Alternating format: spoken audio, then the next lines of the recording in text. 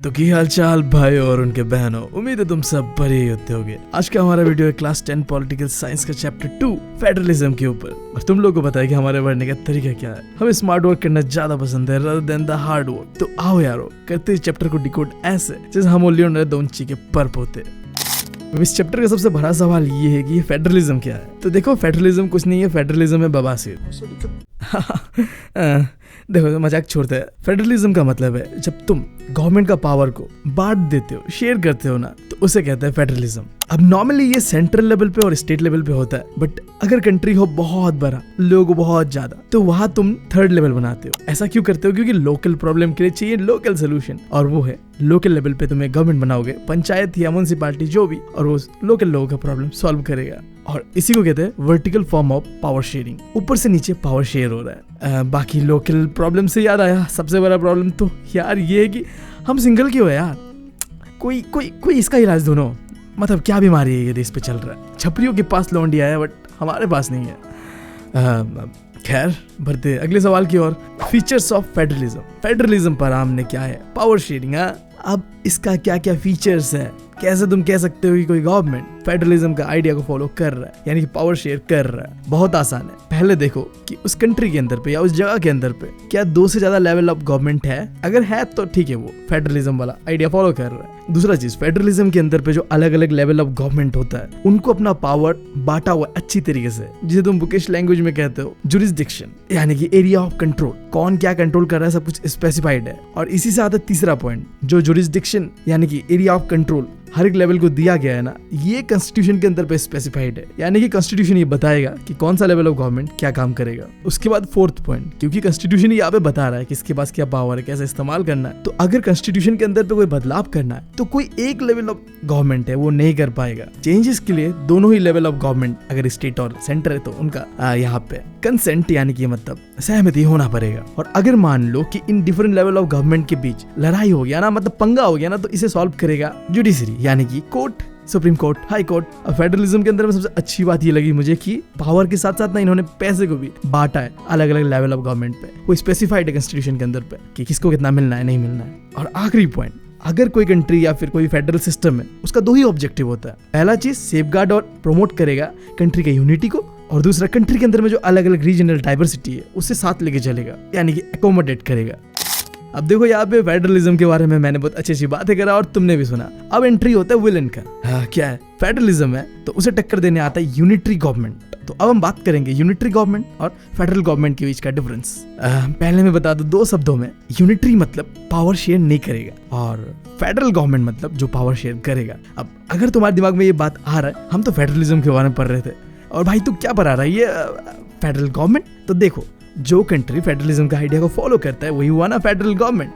तो बात एक ही है, अगर कोई पावर शेयर कर रहा है तो वो फेडरल गवर्नमेंट, और पावर शेयर नहीं कर रहा है तो वो यूनिटरी गवर्नमेंट। अच्छा, पावर शेयर नहीं करने से मुझे याद आया मेरे हरामी दोस्त के बारे में जो कभी टिफिन शेयर नहीं करता था। मुझे लगता है तुम्हारा भी कोई एक ऐसा दोस्त तो होगा जो पूरे स्कूल टाइम में तुम्हारे साथ रहा, अच्छी तरीके से बातें भी करा, बट यार टिफिन के टाइम में उसे मतलब अलग चुल मचता है। नहीं, वो किसी शेयर नहीं करेगा, पता नहीं क्यों। शायद उसने अपने माँ की बात को बहुत ज्यादा सीरियसली लिया कि देखो बेटा, बहुत महंगा है, किसी से बांटना मत, अकेले खाना। और हमने तो अपने माँ के इस बात को मजाक में लिया, और तुम्हें पता है। खैर, टॉपिक पे आते हैं, मुद्दे पे आते हैं। यूनिटरी फॉर्म ऑफ गवर्नमेंट पे एक ही लेवल ऑफ गवर्नमेंट होता है, जबकि जो फेडरल फॉर्म ऑफ गवर्नमेंट होता है वहां पे 2 या उससे ज्यादा लेवल ऑफ गवर्नमेंट होता है। दूसरा पॉइंट, यूनिटरी में पावर जो होता है सेंटर के पास ही रहता है पूरा, जबकि फेडरल फॉर्म ऑफ गवर्नमेंट पे पावर जो है अलग अलग लेवल पे शेयर होता है, और सबके पास अपना अपना पावर होता है। इसी का अगर तुम एग्जांपल का बात करो तो यूनिटरी का एग्जांपल है बहुत ही अच्छा इंग्लैंड एंड फ्रांस, और फेडरल का एग्जांपल बहुत ही अच्छा है इंडिया और यूएसए। अब यार, मैंने तुम्हें फेडरलिज्म से रूबरू करवा दिया, और फेडरलिज्म का जो सौतन है यूनिटरी फॉर्म ऑफ गवर्नमेंट, उससे भी मिलवा दिया। अब मैं मिलवाता हूँ फेडरलिज्म के भाइयों से। 2 भाई है, यानी मैं बात कर रहा हूँ टाइप ऑफ फेडरलिज्म का। एक है कमिंग टुगेदर फेडरलिज्म और दूसरा है होल्डिंग टुगेदर फेडरलिज्म। अब कमिंग टुगेदर फेडरलिज्म में क्या होता है, नाम से ही समझ आ रहा है कम, आते अलग अलग छोटे छोटे इंडिपेंडेंट स्टेट और बनाता है एक बहुत ही बड़ा यूनिट। अब क्योंकि यहाँ पे अलग अलग स्टेट इकट्ठा आके कंट्री है, एक यूनिट बनाता है, तो यहाँ पे हर एक स्टेट के पास बराबर पावर रहता है। एग्जाम्पल का बात करूँ तो बहुत ही अच्छा एग्जाम्पल है यूनाइटेड स्टेट ऑफ अमेरिका। अब तुम्हें पता है ये चीज, चाहे कंट्री कोई भी हो, सेंट्रल गवर्नमेंट जो होता है वो कंट्री को मेनली चलाता है। बट ये जो कमिंग टुगेदर फेडरलिज्म में सेंटर के पास और स्टेट्स के पास बराबर पावर होता है। ऐसा इसलिए क्योंकि अगर स्टेट ना होता तो सेंटर भी नहीं होता, उन्होंने ही तो मिलके ये बड़ा सा कंट्री बनाया, तो स्टेट और सेंटर के पास बराबर पावर होता है कमिंग टुगेदर फेडरलिज्म में। ध्यान देना, बहुत ही अच्छा एग्जाम्पल है इसका यूनाइटेड स्टेट ऑफ अमेरिका, जो कि बनाई है, जो इस आइडिया पे अलग अलग स्टेट्स मिलके आए और बना दिया यूनाइटेड स्टेट ऑफ अमेरिका।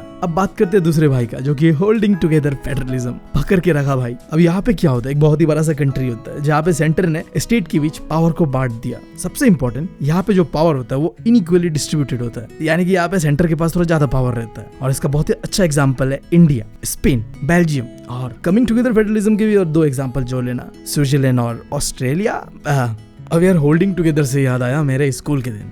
हम 4 दोस्त हुआ करते थे चड्डी वड्डी वाले, और हम सब में से सबसे कूल था किशन, जिसने पहली बार क्लास 6 पे बंदी बना लिया था। बट देखो हमारा किशन था थोड़ा भोला, वो अपने बंदी को गिफ्ट्स देता रहा। उसे लगा कि उसकी बंदी उसके हाथ जिंदगी भर थामे रहेगी, होल्ड करे रहेगी, बट उसके बंदी को तो कुछ और ही चाहिए था। तू समझा? हाँ। नहीं तू समझा नहीं। तो अब वो ऑटो वाले के साथ भागी है। तुम समझ रहे हो ना मैं क्या कहना चाह रहा हूँ। और देखो उस समय हम इतने मेच्योर नहीं थे कि मॉरल सपोर्ट क्या होता हमें पता हो। तो जब ऐसा सुना हमने तो हम गए उसके पास और भाई भागी त्रिबंदी ऑटो वाले के साथ। बुरा हुआ यार, तो यार उसका हाथ थामना चाहता था बट उसने तो कुछ और थाम लिया लग रहा है। कोई नहीं, बी ऑनेस्ट, अभी सोचता हूँ तो बहुत बुरा लगता है उसके लिए, बट अभी मुझे समझ में आ गया क्या होता है मॉरल सपोर्ट। तो खैर मुद्दे पे वापस आते हैं। अगला topic, what makes India A federal country. मैंने तुम्हें फेडरलिज्म से रूबरू करवाया, उसके दुश्मन से मिलवाया, उसके भाइयों से मिलवाया। अब सवाल ये उठता है कि क्या इंडिया एक फेडरल कंट्री है तो कैसे है ये बताओ। तो देखो मैं पहले ही बता दूं तुम्हें, इंडिया के कॉन्स्टिट्यूशन में कहीं ऐसा नहीं लिखा हुआ है कि इंडिया एक फेडरल कंट्री है। जब हमारा कंट्री बन रहा था ना, तब अलग अलग प्रिंसली स्टेट जो राजा के द्वारा कंट्रोल पे था वो हमारे साथ मर्ज हो रहा था, एंड जिस वजह से हमारा नाम जो कॉन्स्टिट्यूशन के अंदर पड़ा वो है यूनियन ऑफ स्टेट। अलग अलग जो है राजाओं ने मिलके साथ दिया और फिर एक कंट्री बना। बट इसका कहीं भी ऐसा मतलब नहीं कि हमने फेडरलिज्म का आइडिया को नहीं अपनाया। हाँ, कॉन्स्टिट्यूशन में नहीं लिखा हुआ है, बट हमारा देश चलता है फेडरलिज्म के आइडिया से ही। अब ऐसा मैं क्यों कह रहा हूँ, इसके लिए 5 ऐसा पॉइंट जो तुम्हें याद रखना चाहिए और सीबीसी वाले चच्चा के मुंह पे फेंक देना चाहिए अगर एग्जाम में पूछे तो। पहला पॉइंट देखो, इंडिया के अंदर पे 3 लेवल ऑफ गवर्नमेंट है। सेंट्रल गवर्नमेंट जो कि मोदी जी चला रहा है, स्टेट गवर्नमेंट अलग अलग अपना अपना होता है, जैसे कि वेस्ट बंगाल का ममता बनर्जी, जिससे मैं अब डर रहा हूँ बहुत। हाँ, उसके बाद आता है तीसरा लेवल ऑफ गवर्नमेंट जो कि लोकल लेवल पे, जो कि मेनली है पंचायत और म्युनिसिपैलिटी। अब इसके बाद मैंने बताया था कि हर एक लेवल ऑफ जो गवर्नमेंट है ना, उसका पावर क्या होगा नहीं होगा ये कॉन्स्टिट्यूशन के अंदर स्पेसिफाइड है, और इस चीज को कहते हैं जुरिस्डिक्शन। फिर तीसरा चीज ये है कि हमारा इंडिया एक होल्डिंग टुगेदर फेडरलिज्म का पार्ट है। यहाँ पे सेंटर के पास ज्यादा पावर है स्टेट के मुकाबले। तो फिर 4th पॉइंट, अगर तुम्हें मान लो कोई चीज दिक्कत है कॉन्स्टिट्यूशन से और तुमने उसे बदलने का सोचा है, तो ये एक ही तरीके से हो सकता है। पहला चीज, राज्यसभा और लोकसभा के अंदर पे 2/3 का मेजोरिटी चाहिए वोट, ठीक है। अब यहाँ पे खत्म नहीं हुआ है, इंडिया में जितने भी स्टेट है ना, उसका आधा स्टेट जो भी तुम चेंजेस लाना चाहते हो उसके लिए एग्री होना पड़ेगा, तब जाके तुम कॉन्स्टिट्यूशन के अंदर पे बदलाव कर सकते हो, जो बेसिक स्ट्रक्चर है कॉन्स्टिट्यूशन का। मतलब कहानी का लुब्बे लुब्बा सी है कि हमारे देश का जो कॉन्स्टिट्यूशन है उसे बदलना और अपने लिए एक ढंग की बंदी पटाना, दोनों ही नामुमकिन है यार। आखिरी चीज, अगर मान लो स्टेट और सेंटर के बीच कोई डिस्प्यूट हो जाता है, लाइक अभी देखो तुम देख रहे हो, हो सकता है वेस्ट बंगाल के अंदर पे कोई डिस्प्यूट हो जाए। अब ऐसे में डिसीजन लेना और चीजों को सॉल्व करने का काम करेगा सुप्रीम कोर्ट और हाई कोर्ट। माने जो भी वो कहेंगे वो चुपचाप सुनना पड़ेगा, सेंटर को भी और स्टेट को भी। अब देखो भाइयों, मैंने तुम्हें बताया थोड़ी देर पहले कि हमारे इंडिया के अंदर में जो है अलग अलग लेवल ऑफ गवर्नमेंट है, वहाँ पे हर एक लेवल ऑफ गवर्नमेंट को पावर कितना देना है नहीं देना है वो कॉन्स्टिट्यूशन के अंदर पे लिखा हुआ है। यानी कि जो जुरिस्डिक्शन है हर एक लेवल ऑफ गवर्नमेंट का वो कॉन्स्टिट्यूशन के अंदर पे है। अब कहाँ है, कैसे है, नहीं है, उसका सिलसिला शुरू करते हैं। कुछ लिस्ट है जो कि हमें देखना है। पहला है यूनियन लिस्ट। अब यहाँ पे जो भी चीजें आते हैं ना, वो नेशनल इंपॉर्टेंस होता है, देश के लिए इंपॉर्टेंट होता है वो। तो ऐसे चीजों पे कानून बनाना, क्या जो भी काम करना वो सेंटर करेगा। स्पेशली मैं एग्जाम्पल का बात करूँ तो डिफेंस हो गया, फॉरेन अफेयर हो गया, बैंकिंग हो गया, ये सारी चीजें। अब उसके बाद आता है एक दूसरा लिस्ट जिसे कहते हैं स्टेट लिस्ट। अब नाम से समझ आ रहा है ये स्टेट के लिए इंपॉर्टेंट है, तो यहाँ जो कानून बनेगा वो भी स्टेट बनाएगा। और एग्जाम्पल पुलिस हो गया, ट्रेड हो गया, कॉमर्स हो गया, एग्रीकल्चर हो गया। अब इसके बाद इन दोनों का एक मिक्सचर होता है जिसे कहते हैं कॉन्करेंट लिस्ट। यहाँ पे क्या होता है, ऐसी चीजें आता है जो दोनों के लिए ही इंपॉर्टेंट होता है, तो यहाँ कानून भी दोनों मिलके ही बनाते हैं। लाइक एजुकेशन देखो दोनों के लिए इंपॉर्टेंट है, फॉरेस्ट, मैरिज, एडॉप्शन, ये सारी चीजें है। अब इन तीनों के अलावा अगर कुछ भी बच गया ना, उसे एक फोर्थ लिस्ट में डाला गया, रेसिड्यूरी लिस्ट। मतलब आसान भाषा में बोलूँ ना तो इसके अंदर भी वो चीज है जो इन तीनों में नहीं है यार, तो वो खूबी जो मुझ में है तुम तीनों में नहीं है। हाँ, मैं अपने दोस्तों के बारे में बात कर रहा हूँ। खैर यहाँ पे सेंटर ही कानून बनाएगा। और एग्जाम्पल लाइक देखो, space technology, cyber security, computer technology, ये सारी चीजें तुमने देखा किस तरीके से हर एक लेवल ऑफ गवर्नमेंट को अपना अपना पावर बांटा हुआ है लिस्ट के हिसाब से। सेंटर के लिए यूनियन लिस्ट है, स्टेट के लिए स्टेट लिस्ट है, और दोनों को मिलकर काम करने के लिए भी एक लिस्ट है, और सेंटर के लिए एक अलग से लिस्ट है जो कि अनोखा है, थोड़ा अलग है। अब इसके बाद देखो एक चीज है, देखो मैंने तुम्हें पहले ही बताया था कि इंडिया ना होल्डिंग टुगेदर फेडरलिज्म का पार्ट है। सेंटर के पास ज्यादा पावर है और स्टेट की बीच पावर जो है बराबर नहीं बटा हुआ है, किसी के पास ज्यादा है तो किसी के पास कम है। अब देखो इसके कुछ कारण है, ऐसे किसी को मैंने ज्यादा पावर किसी को कम नहीं दे दिया। लाइक मैं बात कर रहा हूँ इंडिया के अंदर में कुछ स्टेट है जिन्हें स्पेशल स्टेटस दिया हुआ है, लाइक अरुणाचल प्रदेश, असम, नागालैंड, मिजोरम। अब ऐसा क्यों किया इनके साथ, क्या जरूरत है स्पेशल स्टेटस देने का? देखो आर्टिकल 371 ये एक स्पेशल स्टेटस दे रहा है इन सारे स्टेट्स को कि बाहर का कोई आदमी आके यहाँ पे जमीन नहीं खरीद सकता। अब ऐसा इसलिए करा जा रहा है क्योंकि यहाँ के जो इंडिजिनियस लोग हैं उनका राइट्स को प्रोटेक्ट करा जा सके, उनका जो कल्चर है, रहने सहने का जो तरीका है उसे प्रोटेक्ट करा जा सके। मोस्टली तुम जानते हो अगर तुम आए हो नॉर्थ ईस्ट तो यहाँ पे थोड़ा डिफरेंट है culture rest of the India से, तो यूनिकनेस को बरकरार रखने के लिए ऐसा करा गया है। अब इसके बाद देखो और एक चीज है, यूनियन टेरिटरी। नाम तो सुना होगा तुमने, बता दो यार सुना है तो कितना इंडिया के अंदर भी यूनियन टेरिटरीज है? जो बता रहे हो देखो वो तो ठीक है, जो नहीं बता रहे ना भाई देख लो, बाबा बंगाली का श्राप लग गया तुमको, सिंगल मरोगे। जो पूछता है उसका जवाब मुझे चाहिए कमेंट्स पे, चलो यार तुम बताओ। खैर देखो क्या है ये तो मैं बता ही सकता हूँ। जो यूनियन टेरिटरीज होता है ना वो ऐसा एरिया होता है जो बहुत छोटा होता है, वो स्टेट नहीं बन सकता, बट ये ऐसा भी नहीं किसी स्टेट के साथ जुड़ जाएगा क्योंकि इसका अपना एक यूनिकनेस है। तो यहाँ पे ऐसा सीन चलता है कि चलो यार तुम ना ही स्टेट ना ही कुछ भी, तुम कुछ बीच का रह लो, सेंट्रल गवर्नमेंट जो भी होगा वो संभालेगा। एक गवर्नर को अपॉइंट करा जाता है और वो सेंट्रल गवर्नमेंट के बिहाफ पे पूरा जो यूनियन टेरिटरीज को चलाता है। अच्छा यार चलाने से याद आया, मैंने जोश में यार एक बुलेट खरीद लिया। अब भाई जब चलाता हूँ तब तो रोला निकलता है भाई साहब आसपास से, हर कोई बस पीछे मुड़ के मेरे बुलेट को देख रहा होता है। बट यार दिक्कत तब आता है जब मैं इसे पार्क करता हूँ, यार इतना भारी है कितना भारी है यार। और दुख की बात तो ये कि मैं बता भी नहीं सकता किसी को। अगर बताऊंगा कि भाई बुलेट संभल नहीं रहा मुझसे तो हंसेंगे यार लोग मुझ पे। अब ऐसा चीज खरीदा है कि जो तुम संभाल नहीं सकता, बट मैं बता रहा हूँ जब मैं इसे चलाता हूँ ना तो वो अलग फीलिंग देता है। बट हाँ जब मैं इसे रोकता हूँ तो वो भी अलग फीलिंग देता है मुझे। खैर तुम भी मेरी तरह एक नन्ही सी जानो तो बुलेट खरीदने से पहले एक बार सोच लेना। मैं तो अब आदत पड़ गया, अब मैं चला लेता हूँ ऐसे ही तरपते। बहुत मनुष्य लग रहे हो, मत करो रहने दो। खैर यार टॉपिक पे आते हैं। अगला टॉपिक है कि how is federalism practice in India. अब ये क्वेश्चन एक दूसरे तरीके से भी पूछा जा सकता है कि क्या क्या चैलेंजेस आए इंडिया के अंदर पे फेडरलिज्म को लेके जब हमने फेडरलिज्म का आइडिया इंडिया में अप्लाई किया। तो कुल मिला के देखो 4 पॉइंट है जिसके बारे में हम डीपली स्टडी करेंगे। अभी मैं ऐसे पॉइंट्स को बता रहा हूँ। पहला चीज है क्रिएशन ऑफ लैंग्विस्टिक स्टेट। जब फेडरलिज्म का आइडिया हमने लाया तो इससे स्टेट बना लैंग्वेज के आधार पे। दूसरा चीज जो हमारा लैंग्वेज पॉलिसी है इसे बनाने में बहुत दिक्कतें आए। तीसरा चीज reconstruction of centre state relation and आखिरी डिसेंट्रलाइजेशन। अब इन चारों ही पॉइंट को डिटेल में पढ़ना है। इतना छोटा नहीं है बट है भाई, चैलेंजेस था बट हमने इसे कैसे पार किया वो देखना है। नंबर 1 बात करते हैं क्रिएशन ऑफ लैंग्विस्टिक स्टेट। अगर डेफिनेशन का बात करो तो लैंग्विस्टिक स्टेट का मतलब है तुम एक जगह बना रहे हो, एक स्टेट बना रहे हो जो कि टोटली उस जगह के लैंग्वेज के बेसिस पे होगा कि वहाँ के लोग जो लैंग्वेज बोलते हैं तुम उसके हिसाब से उस स्टेट को बना रहे हो। तो जब से हमारा देश आजाद हुआ है यानी कि 1947 से लेके आज तक कई सारे ऐसे नए नए स्टेट बना जो कि लैंग्वेज के बेसिस पे था। एग्जाम्पल का बात करो आंध्र प्रदेश पहला स्टेट जो कि लैंग्वेज के आधार पे बना था, और फिर ऐसे ही बढ़ता रहा ये महाराष्ट्र, हरियाणा। अब अगर सवाल आ रहा है तुम्हारे दिमाग में कि ऐसा क्या जरूरत था लैंग्वेज के बेसिस पे स्टेट बनाने का, सिंपल सा जवाब है कि देखो लोग चाहते थे कि एक ऐसा स्टेट हो जहाँ पे जो सेम लैंग्वेज बोलने वाले लोग आपस में एक साथ रहे। इसी कॉन्सेप्ट के बेस पे बना लैंग्विस्टिक स्टेट। अब इसके अलावा इंडिया के अंदर बिना लैंग्वेज के अलावा कल्चर के बेस पे भी, एथनिसिटी के बेस पे भी, ज्योग्राफी के बेस पे भी कुछ स्टेट बने हैं जैसे कि नागालैंड, उत्तराखंड, झारखंड। तो जब ऐसे स्टेट बन रहे थे ना लैंग्वेज के आधार पे, कल्चर के आधार पे, तो इंडिया के जो नेशनल लीडर्स थे वो डर रहे थे कि भाई साहब अगर ऐसा ही होता रहा तो देश एक दिन टूट जाएगा। बट हुआ इसका एकदम उल्टा। लोग खुश हुए इन चीजों से और लोग और ज्यादा यूनाइटेड फील करने लगे और ये आसानी हुआ कंट्री को चलाने के लिए। अब तुम समझो ना, एक बंगाली को तुम भोजपुरी में समझा रहे हो देश कैसे चलाना है, दिक्कत है ना भाई। तो ऐसा ही है। अब अगर तुम्हें ये समझने में डिफिकल्ट हो रहा है तो मैंने इस 5 पॉइंट पे इस टॉपिक को एक्सप्लेन करा है, तुम इन पॉइंट को भी देख सकते हो, तुम्हारी मर्जी है। बढ़ते अगले टॉपिक की ओर जो कि था लैंग्वेज पॉलिसी इंडिया का कैसे बना। ये दूसरा चैलेंज था हमारे लिए। एक सिंपल सा बात ये है कि हमारे कॉन्स्टिट्यूशन ने ये जो नेशनल लैंग्वेज का स्टेटस किसी भी लैंग्वेज को नहीं दिया। काफी लोगों को ये लगता है कि हिंदी हमारा नेशनल लैंग्वेज है। यहाँ तक कि मेरा एक स्कूल के प्रिंसिपल के साथ ये लेके मतलब अच्छा खासा आर्गुमेंट हो गया था। वो बंदा मानने को तैयार नहीं था कि अरे क्या बात करो, हिंदी सब बोलते हैं, वो तो हमारा नेशनल लैंग्वेज है। और मैं उसे समझा रहा था कि देखो यार नहीं है, तुम यार प्रिंसिपल हो एक स्कूल के और तुम्हें नहीं पता कि क्लास 10th पे ये चीज़ दिया हुआ है। अब इस बात से वो बुरा मुझसे भड़क गया। क्या करूं, मुंह पे बात बोलने का आदत है मेरा। खैर, हिंदी और इंग्लिश को हमने एक ऑफिशियल लैंग्वेज की तरह देखा।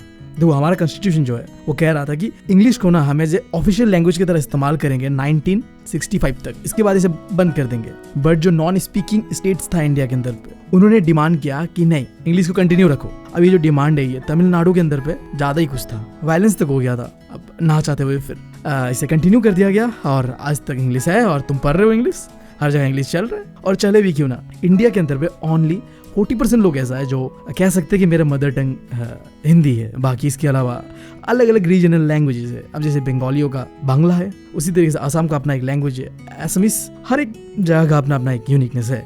अब यही यूनिकनेस को कहते हैं रीजनल लैंग्वेजेस। तो अगर इन टोटल कहूँ ना तो इंडिया के अंदर पे हिंदी प्लस 21 रीजनल लैंग्वेजेस है, कुल मिला के 22 रीजनल लैंग्वेजेस है हमारा। और इसे हम एक साथ कहते हैं शेड्यूल लैंग्वेजेस, जो कि कॉन्स्टिट्यूशन के अंदर पे अच्छी तरीके से लिखा गया है कि इंडिया का 22 शेड्यूल लैंग्वेजेस है, यानी कि रीजनल लैंग्वेजेस है। फिर स्टेट को दे दिया गया कि देखो आपका जो भी लैंग्वेजेस होगा, आप जिस लैंग्वेज पे अपने स्टेट को चलाना चाहते हो तुम चला सकते हो। बट कहानी का लुब्बे लुबा सब भी यही है, जरूरी है यार कंट्री का नेशनल लैंग्वेज हो। तो इसलिए सेंट्रल गवर्नमेंट आज भी प्रमोट कर रहा है हिंदी को जोरों शोरों से कि बन जाइए एक नेशनल लैंग्वेज।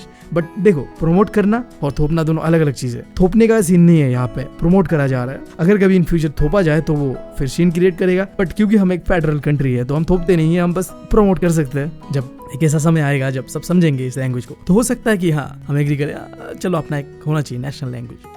खैर, अब बढ़ते अगले टॉपिक की ओर, जो कि है सेंटर और स्टेट के बीच कैसा रिलेशन है। तो देखो, इंडिया में आजादी के बाद काफी समय तक सेंटर पे और स्टेट पे एक ही पार्टी रूल करता था और वो पार्टी था कांग्रेस पार्टी। अब जब ऐसा होता है ना कि पूरा देश को कोई एक ही पार्टी चला रहा है और मोस्ट ऑफ द स्टेट में वही पार्टी है, तो अगर गलती से कोई स्टेट पे अलग पार्टी आ जाता था, रूल कर लेता था, तो उस पार्टी को तो भाई सब ऐसे अंडरएस्टिमेट करा जाता था, मतलब क्या ही बताऊं मैं। बट ये चीजें 1990s के बाद बदल जाता है, जब इंडिया के अंदर पे कोई भी एक सिंगल पार्टी नहीं होता है जो मेजोरिटी बना सकता है सेंटर के अंदर पे। इसके बाद एक एरा शुरू होता है जिसे कहते हैं era of collision government. Simple सा मतलब ये था यहाँ पे कि कोई एक पार्टी नहीं है जो देश को चलाएगा, तो कई सारे रीजनल पार्टीज मिलके आते थे और डिसाइड करते थे चलो मिलके चलाते हैं देश को, क्योंकि कोई अब एक लीडर तो है नहीं हमारा, तो मिलके काम करना होगा। और इससे शुरू होता है क्या, देखो अब हर एक स्टेट को चाहिए था इज्जत, और उन्हें मिलता भी है। ये जो एरा ऑफ कोलिजन है, इसने एक नया कल्चर का शुरुआत किया, जहां में अब स्टेट और सेंटर के बीच जो पावर है वो सही तरीके से डिस्ट्रीब्यूट हो रहा था। एक ऑटोनॉमी दे रहा था स्टेट को सेंटर कि चलो यार तुम्हें जो करना है तुम करो, हमें जो करना है हम करेंगे। क्योंकि देखो, सेंटर पे जो गवर्नमेंट बना था वो रीजनल पार्टीज का हेल्प से ही बना था। तो अब स्टेट पे तो रीजनल पार्टीज जो है उसे अगर धमकी दोगे तो तुम्हें सेंटर पे दिक्कत होगा, तो सेंटर पे अगर दिक्कत नहीं चाहिए तो स्टेट को इज्जत दो।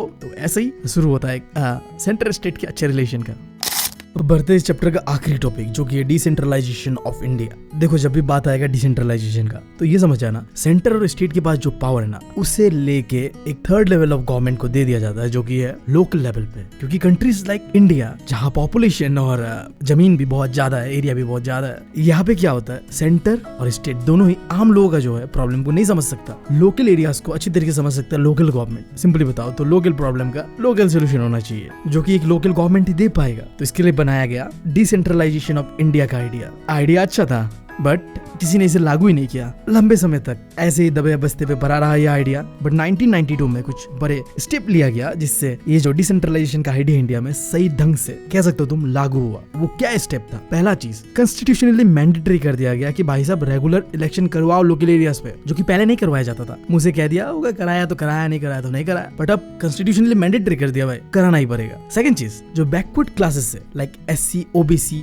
ST, इनके लिए रिजर्व सीट रख दिया गया लोकल गवर्नमेंट पे। इसके अलावा जो वुमेन्स है, वुमेन्स के लिए भी 1/3 सीट्स को रिजर्व करा गया। और फोर्थ और सबसे इंपॉर्टेंट चीज, अब जैसे नेशनल लेवल पे अगर कोई इलेक्शन करवाना होता है तो वो करवाता है इलेक्शन कमीशन ऑफ इंडिया। अब लोकल लेवल पे करवाने के लिए बनाया गया स्टेट इलेक्शन कमीशन। इसका काम होगा पंचायत और म्युनिसिपैलिटी इलेक्शन करवाना। और आखिरी चीज, स्टेट को भी ये सीधा सीधा कह दिया गया कि देखो तुम्हारा पावर और तुम्हारा रेवेन्यू को लोकल गवर्नमेंट के साथ तुम्हें शेयर करना होगा। तो इसी के साथ डिसेंट्रलाइजेशन जो है बहुत ही अच्छी तरीके से होने लगा जब ये चेंजेस को लाया गया। अब मैंने तुम्हें समझा दिया कि डिसेंट्रलाइजेशन क्या होता है। मेनली फोकस दिया जाता है लोकल गवर्नमेंट पे। अब लोकल गवर्नमेंट ना दो तरीके का होता है, एक होता है रूरल लोकल गवर्नमेंट और दूसरा होता है urban local government. Rural local government को दूसरे नाम से बुलाया जाता है जिसे कहते हैं पंचायती राज, और अर्बन लोकल गवर्नमेंट को कहते हैं municipalities. Mainly rural local government होता है विलेजेस के लिए, जबकि अर्बन लोकल गवर्नमेंट होता है टाउन्स के लिए। इसका जो हेड होता है वो होता है सरपंच और उसका हेड होता है मेयर। ये तो मैंने तुम्हें टाइप बताया। स्ट्रक्चर का बात करते हैं, कैसे ये जो सिस्टम है ये चलता है, इसके स्ट्रक्चर क्या है। तो देखो 3 लेवल्स पे ये बटा हुआ है, village level, block level and district level. अब विलेज लेवल पे क्या होता है, ग्राम पंचायत बनता है, जहाँ एक गांव होता है बड़ा सा या फिर 2-3 गांव छोटे छोटे मिलके एक ग्राम पंचायत बनता है और उसका हेड होता है सरपंच, जो कि एक तरीके से गवर्नमेंट होता है, वो उस गांव को चलाता है। जो भी नियम कानून जो भी होगा उस गांव को उसे बनाएगा। अब इसके एक लेवल ऊपर चले जाओ, ब्लॉक लेवल पे बनता है पंचायत समिति। ये क्या होता है, कुछ गांव मिलते हैं यानी कि कुछ ग्राम पंचायत मिलते हैं और बनाता है पंचायत समिति। फिर इसके और एक स्टेप ऊपर चले जाओ, डिस्ट्रिक्ट लेवल पे बनता है जिला परिषद। देखो कुछ गांव मिलके बना पंचायत समिति। अब एक डिस्ट्रिक्ट के अंदर पे जितने भी गांव है, यानी कि मैं सिंपली बताऊं, सारे के सारे पंचायत समिति एक डिस्ट्रिक्ट के अंदर पे जो है वो मिलके बनाता है जिला परिषद। तो ये है इसका स्ट्रक्चर। अब रूरल लोकल गवर्नमेंट का स्ट्रक्चर ऐसा है कि बड़े बड़े सिटीज के लिए म्युनिसिपल कॉर्पोरेशन है, लाइक दिल्ली हो गया, मुंबई हो गया, कोलकाता हो गया, इनके लिए म्युनिसिपल कॉर्पोरेशन है। और नॉर्मल टाउन्स जो होगा उसके लिए म्युनिसिपैलिटीज होगा। एंड ऐसा जगह जो ना अभी तक गांव है ना शहर है, दोनों के बीच में है, उसके लिए बनाया गया एक टर्म जिसे कहते हैं नगर पंचायत। तो यही था इसका स्ट्रक्चर और यही पे खत्म होता हमारा ये चैप्टर। उम्मीद है तुम लोग को पसंद आया होगा ये चैप्टर का एक्सप्लेनेशन। और अगर पसंद आया ना तो भाई यार, इतने मेहनत और इतने गर्मी में बना रहा हूँ वीडियो, तो यार सब्सक्राइब करे बिना जाना मत। मैं बस तुम लोगों से जाते जाते बस इतना ही कहना चाहूंगा।